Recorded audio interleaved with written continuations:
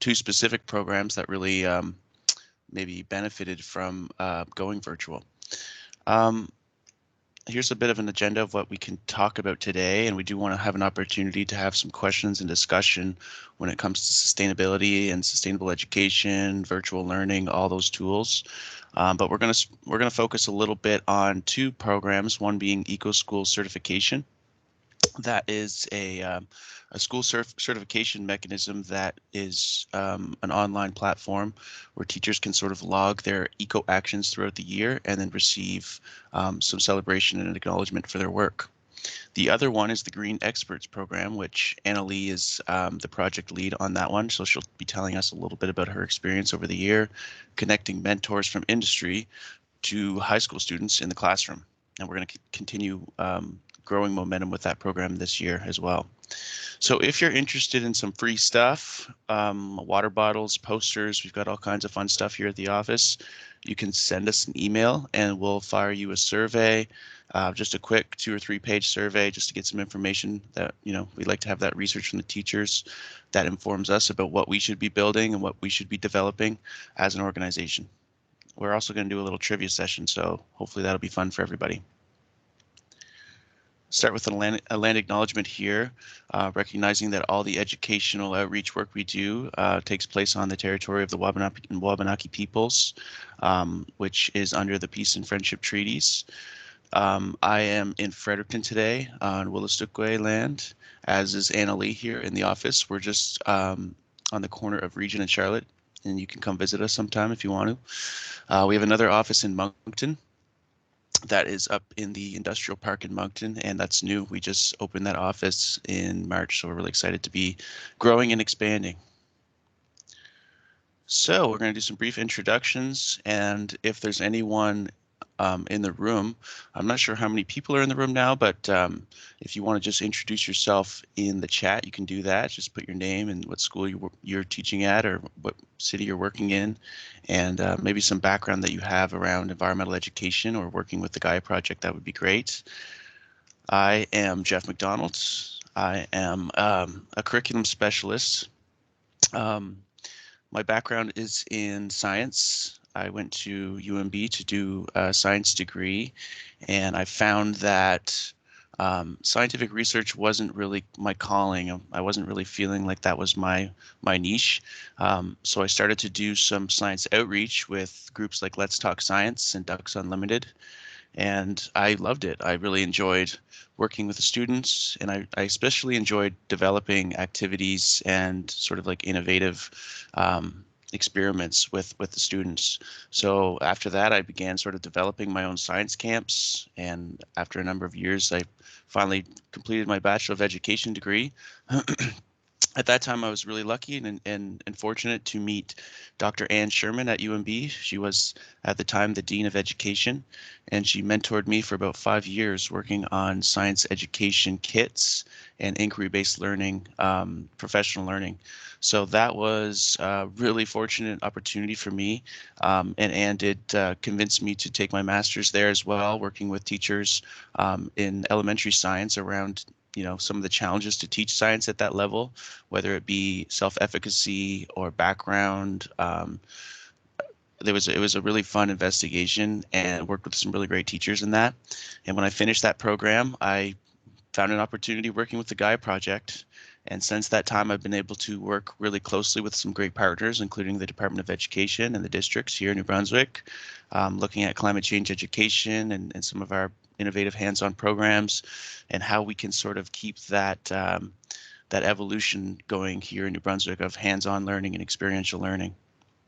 Last summer, our boss, Lizzie Gresh, went on maternity leave, and she asked me to sort of man the ship for the year. So I've been the executive director from that time until exactly today when she returned to work. So now I'm back into my former role, more managing the educational side of things. Good morning, everyone. My name is Anna Lee, and I'm the Communications and Networking Coordinator. So my background, I have a bachelor's in social work where I was mainly interested or focused, I guess, on community development. That's what I love to do. So in the past 10 years, worked with many nonprofits, from youth, working with teenagers, to working with Nature Conservancy, to a lot of different profiles and backgrounds, but mostly community development, leading projects, working with groups, and which has helped me with this position here, because I've been with the Gaia since last November. And as Jeff mentioned, I'm responsible for the Green Experts program, which I will talk about later on. So my job is really to showcase green jobs to New Brunswick students, and we'll chat more about it later. Annalie is a great addition to our team. I just noticed that you're wearing the exact same sweater in that picture that you're wearing right now. That's funny. It High was five. planned. Um, but yeah, Annalie's been a great addition because she's been really improving our relationships with industry and the folks that are out there working in New Brunswick and that we want to be able to spotlight for students. So we're going to talk a lot more about that program. So again, about you, if you want to share your name, you can also feel free to interrupt us if you want to just introduce yourself and say hi, but no pressure. Um, Talk about your position, where you're working, and your knowledge of the Gaia Project or other ENGOs that you might have partnered with in your community. Alrighty. Okay, so let's do a little brief about the Gaia Project, and I don't want to get too in the weeds here talking about the organization because I do want to focus more on the virtual programming. But if you don't know us, we've been around for over 10 years in New Brunswick schools. We provide a very unique, innovative type of hands-on experiential learning, and we're really focused on trying to provide solutions for students when it comes to climate change and environmental issues. Our funders are listed here in case you're interested in how we fund our projects. We've had long-standing relationships with MB Power and the McCain Foundation. Our provincial government with the Environmental Trust Fund has been really key sort of backbone to our organization. And we've got some newer funders like ACOA and Canaport, Carton Council of Canada, that are really interested in how we use students to collect data and measure things like waste diversion and energy use in schools. The organization was founded in 2009 by Brian McCain. So Brian McCain from the McCain family, McCain Foods, he was an electrical engineer, and you know they sort of have a family thing there where once you finish school, you can't just join the family business quite yet. You have to sort of find your own way. So Brian began to develop this trailer, which you can see in the center picture, that was called the Mobile Energy Center. And it included some really interesting renewable energy sources, solar panels. There was a big wind turbine that would flip up on it, and that machine would actually collect real-time data for how much energy could be generated by these renewable sources. And the students were actually able to sort of experience that firsthand. So that trailer traveled all across the province many times. Definitely to the point where there was some wear and tear, and we had to retire the trailer about a year and a half ago. It did its last couple rounds. So since then, we've been developing new programs around waste, energy, water, agriculture, school gardens and things of that nature. But that's how it all began back in 2009. So we consider ourselves to be local leaders when it comes to sustainable education, and we have gained a reputation with industry, with education sector, and of course, most importantly, our teachers, who are basically, our clients or our customers when we're trying to advertise our resources and our programs and everything of that nature. Being a teacher myself, I have a great respect for teachers in New Brunswick and all of the responsibilities they have to deliver to the students and to evolve and change with the times. And we want to help as in any way that we can by saving time, saving resources. And I think that's sort of our role here in the education sector. So there's a nice quote there from one of my favorite principals in the province, Ada Finney, who I've been working with for a number of years out of Sackville. And we've done some professional learning with different groups. we're available to do those kinds of things. We're very flexible with our programming and how we deliver in schools, and we try to keep local to different reporting and research. Obviously, the most recent IPCC report was just released, and that stuff's really important for our team to sort of stay on top of and communicate about. But at the end of the day, we're not trying to build a big scare tactic type program here. We are trying to take this scary news and research and turn it into something solution based that students can really focus on, so they can have some autonomy and have some control back in their lives and not feel sort of that fatigue or that eco-anxiety that comes with all these scary reports. But there's also some really great climate change education research that's come out recently about the work we're doing, and we find that a lot of what we do aligns with those reports. So we're really happy that we're able to do that locally here. And for me, the teacher research is most important. So we want to know what kind of resources are needed, what needs to be localized here in New Brunswick when it comes to an educational program or experiential learning, something like Annalie's doing with the Green Experts program. We want to get feedback from the teachers and the students about what they need. Here's some of our numbers from last school year. So that with the pandemic and school closures, we weren't actually able to physically enter the schools. So back with Brian McCain starting up the organization, it was all built on boots on the ground, traveling to the schools, doing presentations and projects with the students hands-on. But last year was the first time that we realized, this is not going to be able to take place. We're going to be outsiders, and the health and safety of the students is the most important thing. So we had to completely begin reshaping our mission and our approach to achieving our mission. And that included, making a lot of virtual content and videos, guides. Our team just gained a tremendous amount of skills when it comes to design and development. It was really awesome to give them sort of, the autonomy to go out there and learn new skills and put them into practice right away. So the teachers were obviously really receptive to our change, and we're really happy about that. And also we're our funders, who we had to sort of come back to the table with and explain our situation and how we were going to meet our targets. And we're happy to say that 26,000 students reached in a school year is the most the Gaia Project's ever experienced. So adding that virtual and digital arm to our organization actually helped us a great deal in reaching students. But as far as that, we're still really inspired by that hands-on student engagement with those actual projects that aren't just sort of a download or a presentation or a one-off kind of thing. We really want that engagement in those projects and that project-based learning. And so we reached nearly 5,000 with those types of waste audits and energy audits and sustainability investigations. So I picked 3 case studies because I find it's a little bit easier to see what we do. And so we're going to talk about Florenceville Elementary, which is a school really close to me. Hampton High School is just, I can't say enough things about Laura Myers and her team there. And École Cavert in Fredericton, who is a newer school working with the Gaia Project that just went above and beyond this year. So quickly, Florenceville Elementary, I began working with the Gaia Project, and I met with a teacher named Tina Bishop.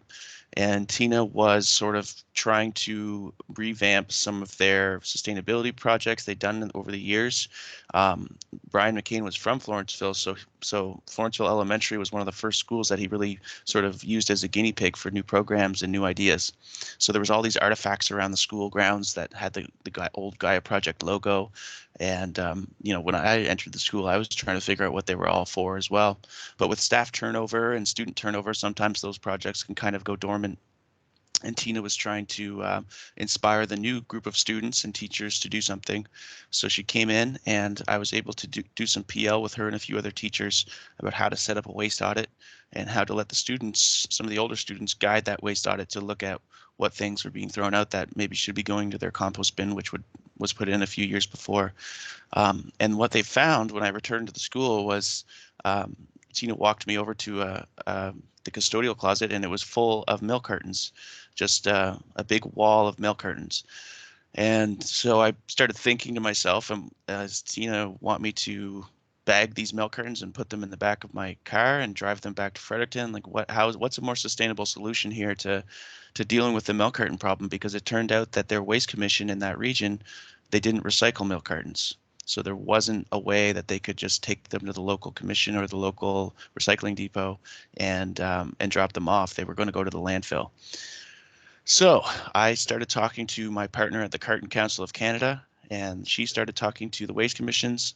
And luckily, because of um, this group of students at Florenceville Elementary School, they had a systemic change in place where they began to recycle milk cartons in that waste commission. It was the only waste commission in Fredericton or in New Brunswick that was not at the time recycling them. So it was just so empowering to see this group of students ask some questions and leverage their relationships to make that systemic change. And those are the stories that we, build our organization around. And it's the reason that me and Annalie do this kind of work is to see those students empowered making change. I can't say enough good things about Hampton High School and the work they've done. They're really taking it serious, and this year they were awarded an education award from MB Power for the Energy Efficiency Awards. Every year, a school like this challenges us to improve our projects and our programming. So Laura has been great. She's been an eco champion for us for a long time, and we're really excited to continue our relationship with that school. And then this is a short video from the students themselves because I thought that was more effective than me just rambling on forever. How are you going to use the money for the school? We made beeswax paper with beeswax. We bought a composter, and we made reusable bags with a sewing machine. What are the benefits for the school? To change the habits of students and better for the environment and planet. It's cleaner and safer for the animals. And with your excellent project where we take the garbage and sort it, we figured out that there's way too much plastic, so we asked a partnership with the Fredericton Waste Commission to get plastic buckets to give to the school. Thank you. Because every little thing counts. Yeah, so that just a group of students that took our Trash Tracker Elementary School waste audit program, and they wanted to continue with multiple actions at their school infrastructure and different resources they could use day to day. So those are the stories that inspire us and the reason that we do the work that we do. So looking into next year, we have some targets set. We're trying to get up to $1 million raised a year, and that's in our strategic plan for the next 5 years.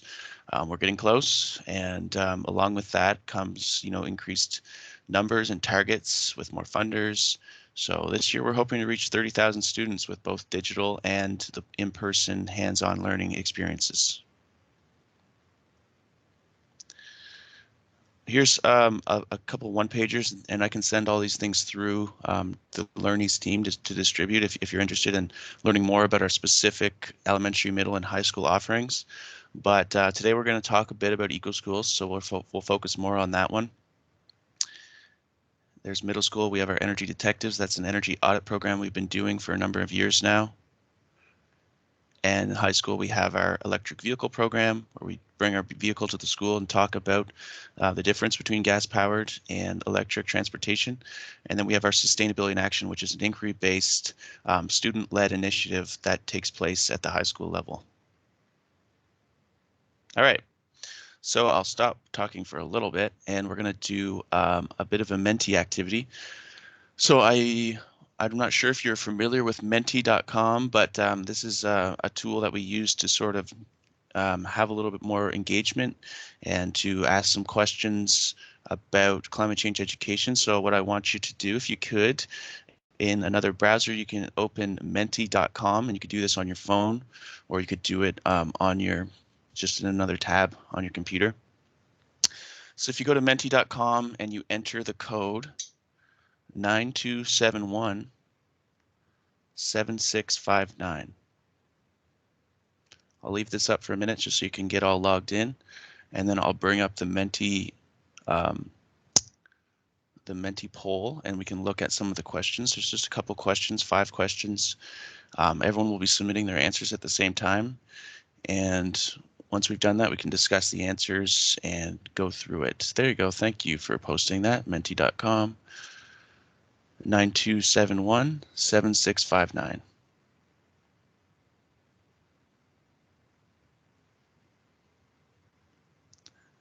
So I'm going to pull MENTI over here as people are beginning to answer the first question, which is great. You can go ahead and do that.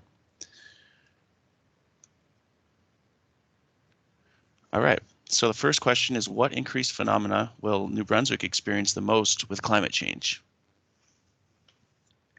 Our options are fires, stormier, droughts, or will it be wetter, colder, with more disease? And the third option is warmer, wetter, and stormier. What do you think locally in New Brunswick we'll experience based on climate change impacts? So we can all see, if you're looking and toggling back from the menti.com to the actual presentation on the screen, you can see that the consensus here is that it's going to be warmer, wetter, and stormier in New Brunswick with climate change. And we do know that with climate change, it's variable based on your location, on what kind of impacts you're going to have. It's not one uniform experience for everyone. It's different based on, you know, the different assets you have in your community. If you live on the coastline, it's obviously going to impact you different if you live in the prairies. So yes, in New Brunswick, it will be warmer, wetter, and stormier. That's based on information we collect from the Climate Change Secretariat here in New Brunswick. All right, let's go to the next one. So actually, the next one is just a little chart here. This is local data provided in New Brunswick about some of our targets. So of course, all this climate change is linked to human GHG emissions. And here in New Brunswick, we have a climate change action plan, and we have targets set to try to do our part to, you know, reduce the variability of these warmer, wetter, and stormier conditions. Question 2, which statement is true when it comes to New Brunswick electricity generation? The first one is that electricity is generated on an on-demand basis and can't be stored in large quantities. Number 2 is electricity is stored in high-tech battery systems located in power plants. And number 3 is New Brunswick generates its electricity strictly from renewable sources.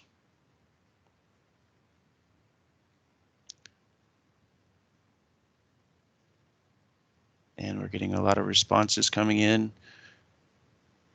For electricity is generated on an on-demand basis and can't be stored in large quantities.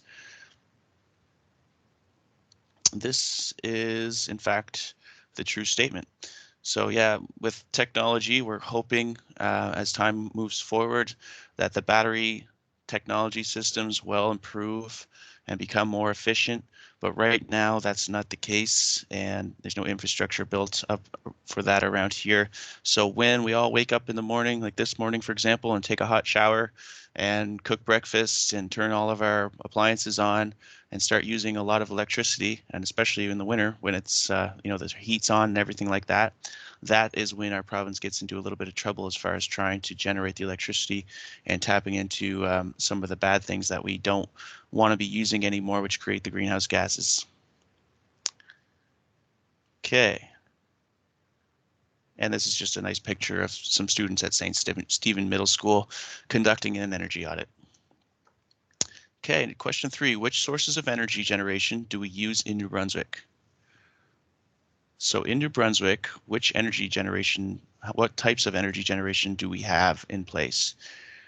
Is it hydroelectric, tidal, wind, and solar sources of energy? The second option is nuclear, hydroelectric, wind, biomass, coal, and oil.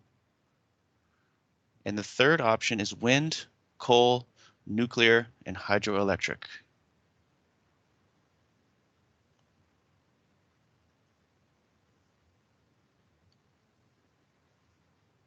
Think province-wide here. There's definitely different sources in the north than there is in the south. But in fact, nuclear, hydroelectric, wind, biomass, coal, and oil is correct. And I have a little bit of a graphic here that shows you some of the locations. This is from 2019, so it's not perfectly up to date, but you can see the different types and the colors represented across the province. So down in the south, you can see Point Lepreau, nuclear energy. We're one of 2 provinces in Canada that has large nuclear facility. We have our hydroelectric with the Mactaquac Dam. That's a very large facility as well. And then still some coal up in the Belledune area of the province. So it's quite a mix that we have here in New Brunswick. If you look compared to Nova Scotia PEI, it's kind of interesting to see the differences there. All right, next question. This one is going to be on a scale, and it is a cost scale. So we're looking at how much average energy-related savings will driving a fully EV or electric vehicle versus a gas-powered car accumulate annually. So in a year, if you have an electric vehicle, how much are you going to save on energy? Not on actually buying the car, because clearly that might be a little more pricey. But when you're looking at, gas prices compared to just plugging in your electric car, how much savings can you have in the year? And the scale is from 0 to 4,000. You're going to notice if you slide the scale, it's going to just be in the hundreds range. So it might say something like 200.5, which will actually represent $2,005. That's just the way these scales worked. I couldn't make it any more specific. So where it's at right now with 250, that's $2,500. And you can move the scale to wherever you think the savings range would be to drive a fully electric vehicle.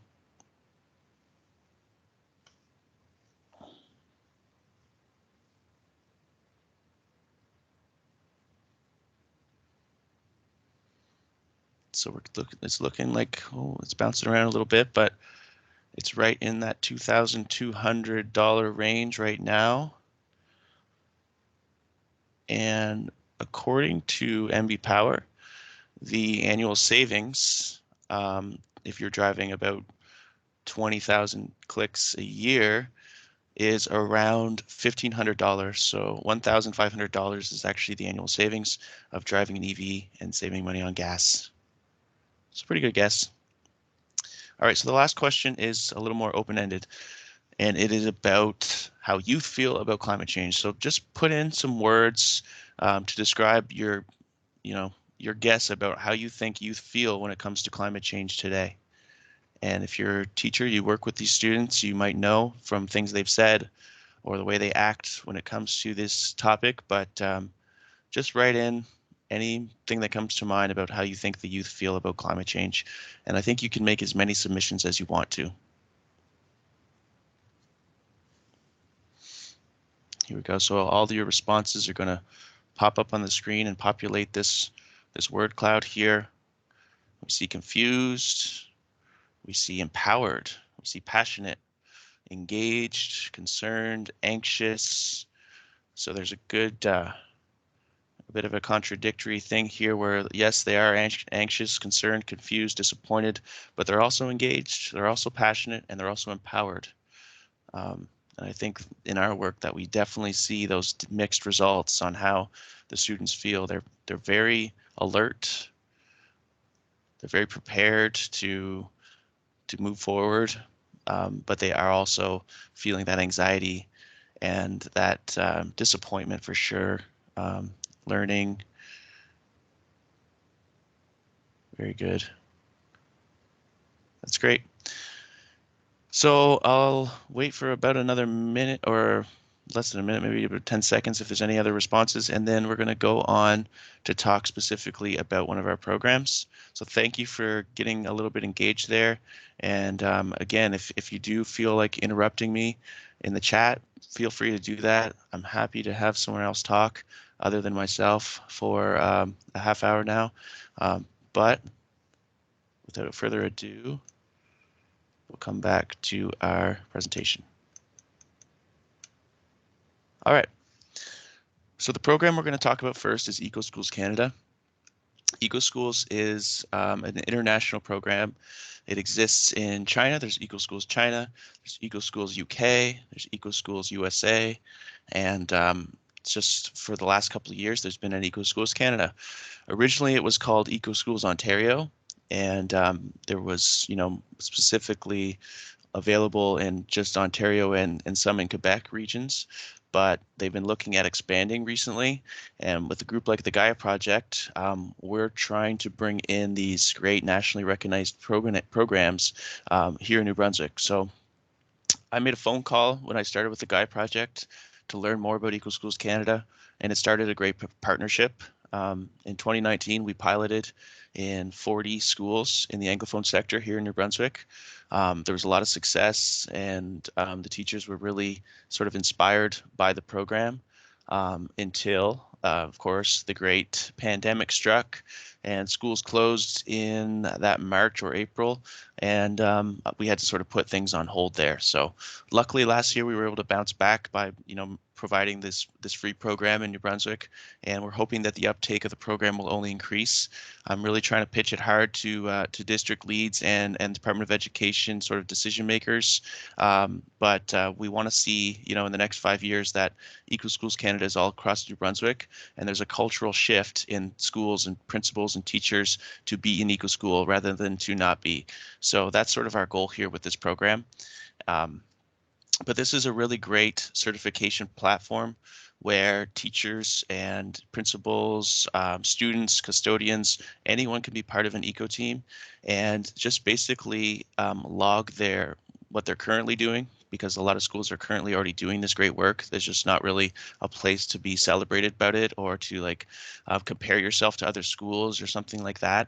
But also it's really inspirational if you're looking for something new to do that you haven't done before, or maybe you've been doing the same program for 5 years with the Gaia Project or another group, and you're looking to do something different. So EcoSchools has a lot of those options available, and the way that it works is you choose a plan, and out of the 50 actions or so, you can take things and leave them, and I'll show you how the platform works here in a minute with a demo. But at the end of the school year, you'll get a certain amount of points based on how you executed those actions. And we have bronze to platinum on the scale. This year we were able to certify 10 platinum schools in New Brunswick, which we were thrilled with because it was the first year for a lot of those schools, and the fact that they were able to achieve platinum status really surprised the EcoSchools team. That's not something they typically see. They, typically a new school might start at bronze and try to work their way up every year. But we've got a lot of these great actions already taking place in New Brunswick. We just needed a platform to sort of share that and celebrate it. This is sort of what the app looks like. So teachers or students would go onto the app and register their school and then start to build their plans from there. The plan features these key actions, which are vary in, could be energy theme, waste theme. It might be more in biodiversity, but they build up these actions, and then they have to fill out sort of a lot of questions about how they achieve that action. And you get more points based on how many students were involved, whether or not you made an announcement and you got the community involved and all those different things. So we really believe in this program. We think it's really improved since I first was in touch with EcoSchools. I've seen the online program become a lot easier to access and easier to use. It was one of my concerns at first, showing this to teachers that we've been working with for 10 years who maybe aren't so tech savvy, and they might have been a little hesitant to get on here and figure out the platform, but I feel it's quite user friendly now, and really important for tracking, especially year over year changes in a school. So what I'm going to do now is just pull up what the teachers will see when they go on EcoSchools Canada. This is the app, app.ecoschools.ca. So I'm just going to do an example of how a school would register. Put in your email, put in your password, click register. Again, it's going to ask for more of the same. Put your name in and what role you have at the school. So you might be a staff member, a student, or a volunteer. And then you're going to click next. So then you get to pick a funny picture. Let's go with the spider today. Okay, so now it's going to ask for your school's address. So all the New Brunswick schools aren't in the system currently, obviously, so you'd have to put in whatever school you're at. So for example, I'll put in Park Street School, and it's going to say, it's not going to show it there because Park Street School is not an EcoSchool currently. So if I click can't find your school, then we can add them into the profile, elementary school, and ASD West. That should already be in there for both the Francophone and the Anglophone sectors. And then whatever your role is. So if you're a teacher, principal, librarian, custodian, really, there's a lot of different things. So I'll say I'm an educational assistant, agree to the terms, and then if I click next, I'll be registered for that school, and I'll be set up with a dashboard, which looks like this. So this is the dashboard currently. This will show you what your plan looks like and what you're shooting for. So I've already built sort of a mock plan here that has me eligible for gold if I achieve all my actions, which there's 10 actions in the year. All my points that are accumulated so thus far will be listed here at whatever status I'm at. And by the time I reach bronze, that'll sort of show here on this part. And yeah, this is sort of just an overview of what you're doing and what you're trying to achieve for the year. If I go to my actual plan, I can look at the specific actions that I've chosen. So some of these actions are sort of mandatory, things that EcoSchools thinks are important for all schools to achieve. And so those ones will be locked in, but the other ones, you can sort of take them or leave them. So for example, Meatless Monday, if I don't really think that my class is going to buy into that one, it doesn't really fit into my community, then I can go ahead and get rid of it from my list. But if I want to add something new, I go to the library and scroll down to all the different actions and read through them and find something that works for me. Some of them are pretty easy, like participating in the National Sweater Today. Like I think every school could probably get 5 easy points with that one. Some of them take a little more commitment, like doing professional development with your school around sustainability. So if I add that to my list, you're going to scroll down and see there's the PD. And then when you click on that, you'll see various resources, connections to SDGs, and some guides and things of that nature. And then all these questions about how you did your PD. So I'll show you an example the Gaia project would be more involved in. A waste audit. This is something we offer to schools. So if a teacher wanted to do a waste audit with the Gaia project, we could help them to achieve this action. And they'll see that there'll be different resources that are locally available. If they need someone to help them, there's a guide there to show them some of the background on that particular task. And then they have the certification questions. So they want to know, is this a project, a campaign, a one-time, like a one-off deal? Who in the school is going to be involved, just one class or the whole school or even the community? How many students? How many staff members? Are the students involved in planning this or developing it, or is it inquiry driven or not? How are they sharing the information? Is it going to go on the assembly or a school newsletter or something like that? The broader that you kind of execute this action, the more points you're going to achieve at the end. So if you scroll down to the bottom, you'll see at this point with what I have filled out, I would get 10.25 points out of 14.5. And I mean, that might be all you can do the first year, but it will inspire you the next year to look at getting a couple more points. So maybe you can continuously improve your programs and your projects each year using the EcoSchool certification framework. So that's sort of what it looks like. And I would just suggest that you read a little bit more on their website about EcoSchools and their history, and think about if you want to recruit your school or a teacher in your district to get on the app and check it out. It's all free in New Brunswick. We've paid sort of for the year for that to be free in the Anglophone and the Francophone sectors, and everything isn't bilingual.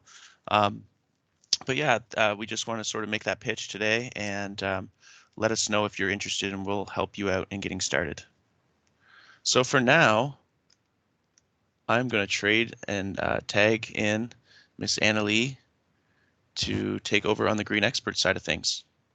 Perfect. Thanks, Jeff.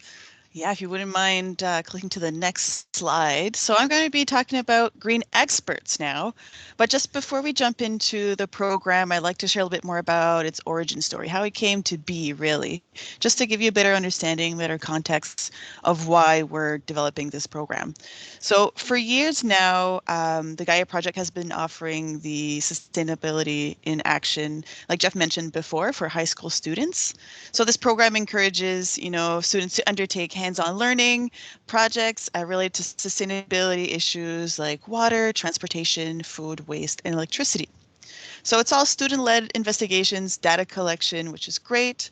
For example, students will calculate the electricity consumption in their classroom or school, and then convert that data into greenhouse gas emissions to have a better understanding of the effect of using electricity, but also the project really with SIA, Sustainability in Action, consists to then implement solutions to reduce those greenhouse gas emissions as a final project. So through this already existing program, we've noticed more and more that students came to us with very in-depth, very specific questions related to their projects.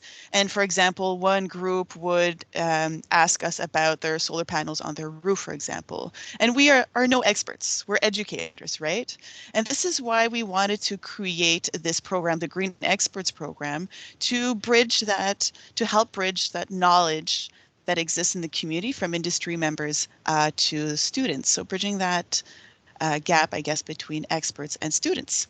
So it goes beyond working with school projects, and this is what I want to talk to you about. So we are continuing to recruit mentors, passionate people who want to talk about their green job, who want to talk to students, and helping educate them on various green career pathways.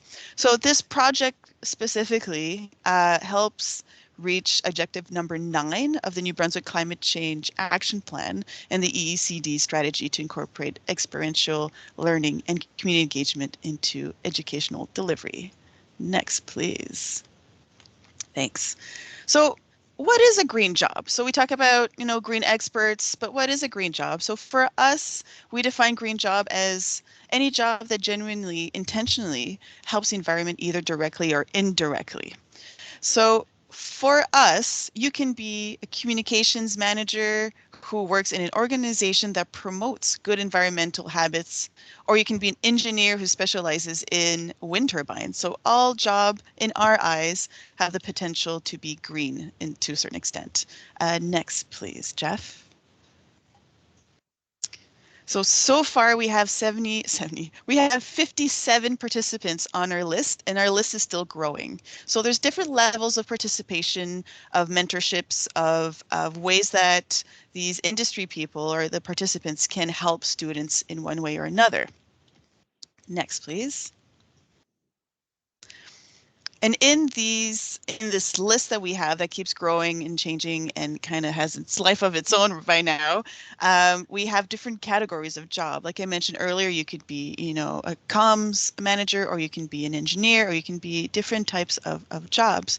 So we find jobs in our sustainability topics, food waste, transportation, electricity, water, but also in policies, education, research, and more. So we can include a wide scope of jobs and reflect the diversity of these green jobs in the province.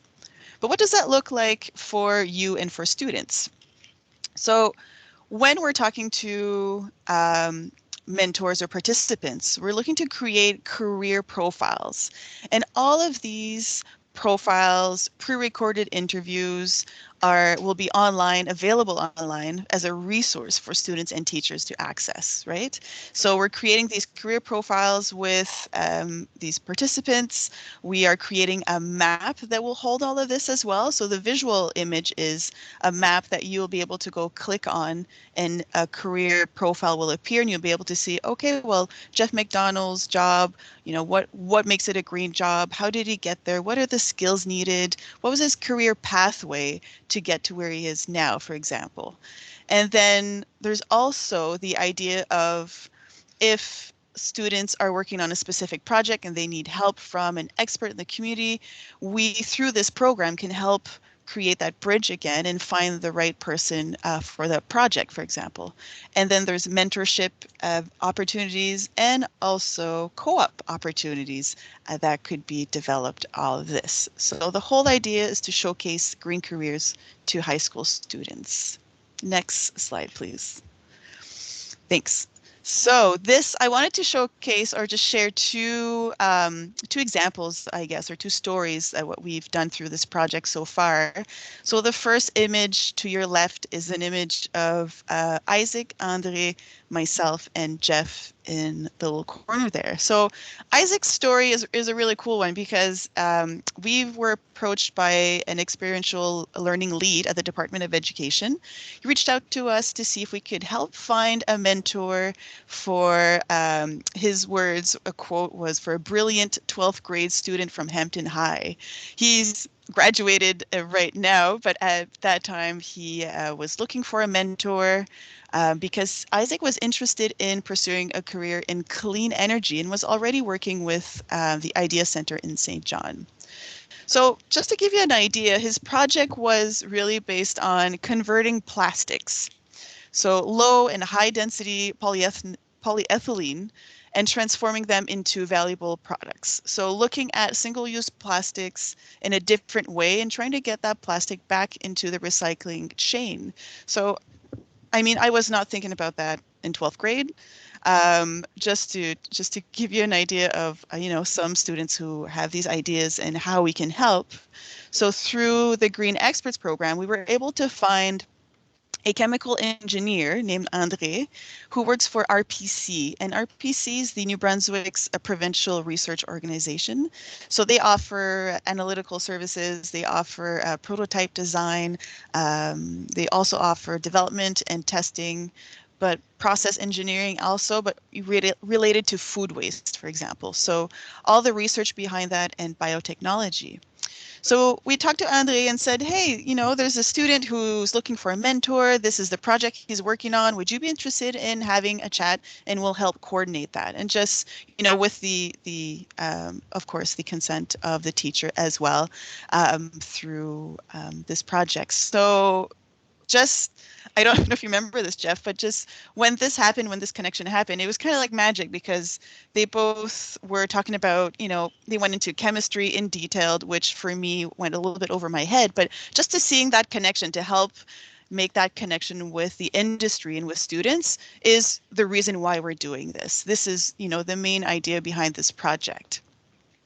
So this was a great story for us. And actually, Isaac is enrolled at UNB in Bachelor's in Science, and I believe majoring in engineering. So the second image, which is a little bit blurry, but it just shows you a group of students who are actually listening to one of our presentations. I think the shop class, that one. So in June, we were invited to do a presentation on wind energy. And we, during that presentation, invited a wind expert to do the presentation with us. So we were able to reach, it was around 14 classes virtually. And the students could ask really in-depth questions about, wind energy. What are the careers around wind energy as well? So it's great to have that expert there with us to answer all of those questions. So that was really neat to see as well. So these are just two examples of what the Green Experts program can look like. It's also very flexible. There's also presentations that can be done. But really, right now, my role is to connect the people, the participants, the 57 and most likely more people who are interested to talk to students to your classroom or to help with projects on sustainability related themes. Yeah, me and Annalie were really just smiling and nodding during that conversation with Andre and Isaac. It was over our heads, but we were really happy to give them that opportunity to talk with an expert. Mm-hmm. So yes, our call to action on September 13 is where we're doing our big recruitment launch for this program and many others as well. And if you have any questions regarding the Green Experts program or any others, you can reach out to us through our website or directly to me if it's regarding the Green Experts. We're here to help. It's still, this program is still in development, and it's still, we're pretty excited to have it online, having that map there, and it's going to be growing continuously. So it's an online resource that is there for you to use, and just to start that, spark that conversation around green careers or green jobs to students. Tag, Jeff. Boom. Thank you. Thanks, Anna Lee. And thanks to everybody for listening about our new programs today. Yeah, our launch date is coming up on September 13th. We're hoping to sign up and register a lot of teachers in September and October to get started with the school year. And we're going to have both a virtual delivery that we did last year, but also we're going to have the in-person available. Obviously, we just got the education plan out from the minister last week. So we're going to be abiding by all those health and safety protocols when we're signing up to visit a school, and it's really up to the teachers if they're comfortable having us there or not. We're going to be flexible and you know, meet the needs of teachers and students the ways that they want us to. So this is our social media. If you're into that kind of thing and you want to check out our Twitter or Instagram, Facebook, you can keep up with us. Our website is really our landing point for teachers to come and register. That's where we collect all of our data and information about who's up for what program. And yeah, thank you so much. And then we'll leave it open to some questions and a discussion if there's anyone out there that has something on their mind.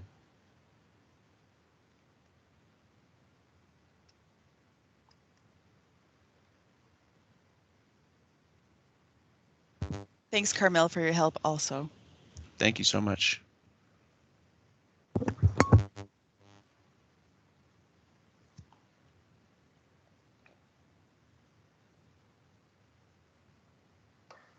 It looks like a couple people are trying to type something in the chat. So I'll leave this going for a few more minutes, and I'll stop recording in about 5 or 6 minutes. Sounds good.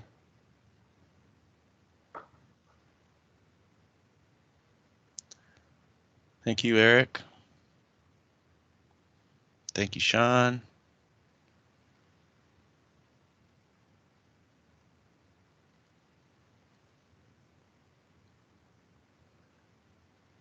Good to hear. Yeah, EcoSchools, I've been excited about EcoSchools since I've read a report they put out on climate change education.